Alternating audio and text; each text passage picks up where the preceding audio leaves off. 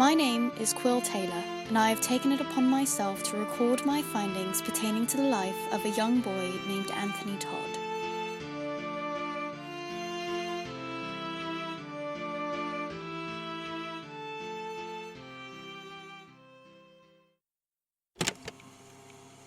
This is Quill Taylor, recording journal entry 2, written on my third day in town. Entry begins. This town has been around for over 800 rotations. It was founded by Thomas Mulgrove in the 1203rd rotation, and some of the buildings in town are still standing from that time. It's crazy to think that some of these towns have been around for centuries, and yet some people have never heard of them. I hadn't even known this town existed until I was looking for flats, and even then it was difficult to find it on a map. I'm glad I took the bus instead of trying to drive here. I can only imagine how many times I would have gotten lost. Today went well, in terms of research. I walked around with my book, some stick-on notes, and my favourite ballpoint pen, and I found that many of the connected shops down Elmond Street used to be part of one big building, and were only separated into smaller establishments a couple of centuries ago. The building was some sort of factory. The book doesn't say much about it. Most of the owners or employees of the shops I went into didn't know much about the history either. One of the owners, an older man named Charlie who owns the gardening shop, gave me the most information out of everyone. He said that most of the businesses are individually run, but funded by the city. This has been the same since the shops were built. I asked him about the building before it was turned into smaller businesses, and he said that all he knew was that Mulgrove was originally a logging town that distributed lumber. He seemed to think it had been a lumber mill, and after a few generations, the mayor decided it would be more beneficial for Mulgrove to turn into a self-run town. Since a nearby settlement was also distributing lumber, it was putting the town into a bit of an economic decline. This was incredibly helpful, and I thanked him a bit too profusely. I also bought the succulent I'd wanted to get yesterday, a small cactus with a pink flower on top. I've decided to name it Martin, since it reminds me of one of my friends back home. Afterwards, I dropped it off at my flat and went to lunch. There was a map of the town in the book. I'll attempt to draw it on a separate sheet, but since my drawing skills are lacking, I'll also include a description here. I'll start with Elmond Street. It's the biggest part of town, and all of the commercial areas are located on and around it. It forms a large ring around the building where all of the shops are, sort of like a mall, but the shops don't seem to be interconnected from the back. I don't think you can get from one shop to another from inside. There are a total of 8 roads that branch off Elmond's going in all directions. These link to houses and various privately owned businesses. At what seems to be the, for lack of a better word, top of Elmond Street is City Hall. The library is on one of the left roads, Greenwood. I walked back over that way after lunch, excited to place a date on the location and wanting to go visit it again. The book says that the library was the first building in the town, finished during the same rotation the town was founded in. It was used as a makeshift city hall as well as a shelter for the few residents that lived there at the time. The entire building seemed bigger on the inside, because the outside is a simple half-circle shape when looking at it from a bird's-eye view, and not very large. When looking from the front, it's a flat brick face with 4 columns placed symmetrically on either side of the front doors. It's a gorgeous design. While it's in no way impressive, the building has an old beauty to it. I scanned through the details of the building process. Apparently it took almost 5 rotations to fully complete, but what the book describes as the main building only took 2 rotations. I'm curious about what that means, but the book doesn't provide any more insight into what isn't included in the main building. I headed up the front steps and into the library, and the librarian looked up from her desk with a large smile.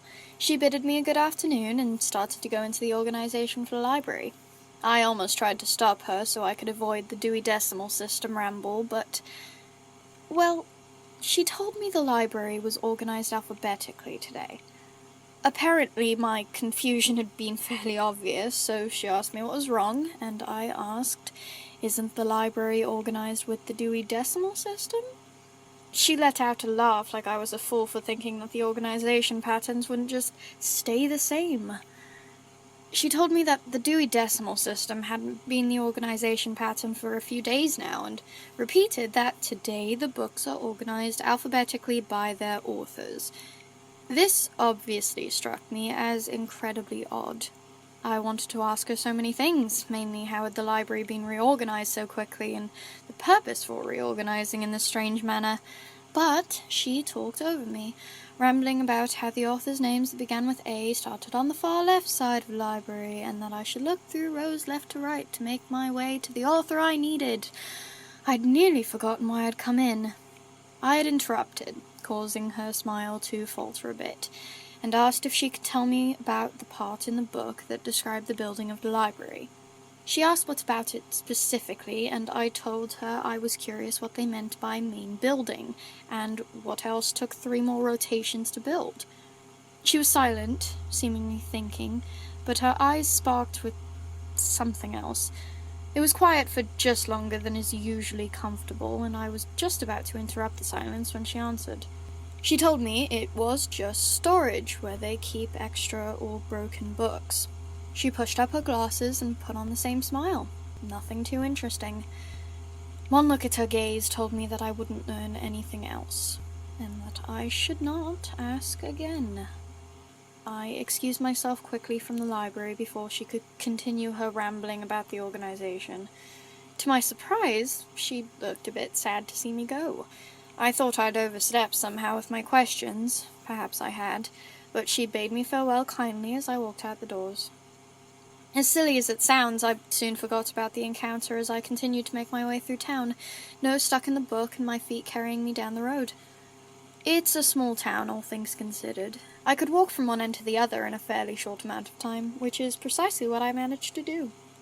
Mulgrove Road isn't pictured on the map shown in the book, and as I made my way down, I flicked back to the index to see if I could find any information on what was located this way. I searched around as I walked, expecting to see houses, or at least a small dwelling, but there was only a cobbled road with a forest on one side, a sidewalk and tall grass on the other. The road only went straight. There didn't seem to be any bends in it, so I kept walking for at least 10 more minutes. Finally, just as I was about to turn back, I spotted something. A bend in the road, and through the trees, a building. My spirits immediately raised, and I headed towards it, checking one more time in my book to make sure I hadn't missed this place somewhere in it. There still appeared to be nothing here. While this struck me as odd, my doubts were cast aside as the building came into view, and I spotted a little boy playing out front with his dog. I recognized this boy as one of the people I'd spoken to a couple of days ago, and when I called out to him, he seemed happy to see me. Now, seeing this boy here was strange enough, but what was even stranger was the fact that the huge manor behind the boy wasn't mentioned anywhere in this book, despite the fact that it looked at least several hundred rotations old. That's not to say it wasn't well kept. The front gardens were gorgeous, and while the walls of the manor had ivy on them, the vines and bushes around it seemed to be there merely for the aesthetic, as if they were put there on purpose instead of naturally growing. I asked Anthony, the boy, if he lived there. To my surprise, he answered yes. Now, I wouldn't be surprised if he had any sort of parental figures, but with only 2 other people living with him, I'd expected, well, not a manor. He seemed to know what I was thinking because he laughed and told me that he'd lived there his whole life. His nanny kept the place clean and worked in the gardens. She loves flowers, he had said, and they bloom around her, apparently. I took that as the nanny seemed to have a green thumb. I asked if she was nice, and he nodded with a large smile and told me that she was lovely. I was pleased with that. A young boy needs caring adults in his life, and this nanny of his seemed like a fit guardian. I admit I hesitated to ask any more questions, since I felt like I'd already gone past the point of what was polite. But Anthony rambled on a bit more, and I got some more information on his butler, who seemed a bit of a stoic. He described his butler as strict, but not mean. I know he just wants to make sure I'm safe, he had said, or something along those lines. I told him that was a very grown-up thing to say, and to my surprise he frowned at this. I'm not a grown-up yet, he had stated, as if being a grown-up was something he'd never want to become. This struck something in me. I have no doubt my surprise that the statement was obvious, but before I could say anything, Anthony was called inside. I only got a quick look at the woman standing in the front door, but I remember her. She was pale, wearing what appeared to be a white blouse and a long black skirt. Her hair was pulled into a tight bun, and a pair of round sunglasses perched on her face. Anthony informed her that he was coming inside and waved goodbye to me, calling out to his dog and heading in. The woman watched him go, then turned her head to look at me. I couldn't see her eyes, but I could feel them meet mine. Her expression was unreadable, but I felt something rather strange fill the pit of my stomach. It wasn't dread or fear, but an acute sense of loyalty, or protectiveness. Protectiveness over the boy. The message was clear, appearing in my head as if it were my own thoughts, but I knew it wasn't. It was hers. "Stay away from the boy," she said in my mind, and the sound echoed around me like she had yelled it inside of a large cavern. But the door snapped shut, and I blinked, suddenly pulled out of my head and back into the place I stood on the street. The manor seemed bigger, more intimidating now. I quickly made my way back the way I came. By the time I got back, the sun was setting, so I decided to grab a coffee from that restaurant on the corner and headed back to my flat. I planned to stay up for a while longer to take some notes on the places I visited while the details were still fresh in my mind.